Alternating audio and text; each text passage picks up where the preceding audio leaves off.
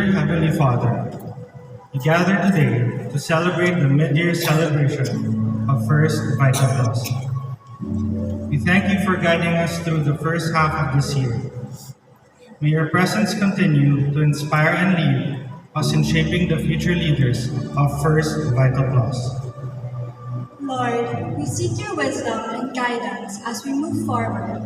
Help us to nurture and mentor the next generation of leaders within our company. Grant us the insight to make decisions that align with your will. Heavenly Father, kami ay nagpapasalamat sa lahat-lahat ng mga biyayang ipinagkaloob mo sa First Vital Plus sa nakalipas na 6 na buwan. Ang iyong mga biyaya ay nagdulot sa amin lamang ng hindi lamang ng tagumpay, pati na rin paglago.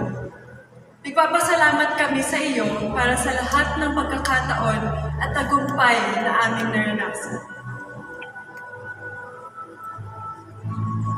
Ginoong ang labing gamhanan ug mahigugmaon sa tanan. Nagpasalamat kami sa imuhang grasya ug kalooy. Kami nangayo sa imong panalangin para sa mahimong leader sa First Vital Plus. Nga mapuno sila ng gugma, integridad, panglantaw, ug kauloy para sa uban. Hatagi sila ug kaalam, gahom ug usog, ug gihain sila para sa imuhang balaang katuyuan. Ginoo nga pinalangga, samtang amon nga ginahulan, ang anong kabulan kag sa masunod pa, ginaampo namon padayon nga paghatag nimo sa kaaluan kag bugaya sa First Vital Plus.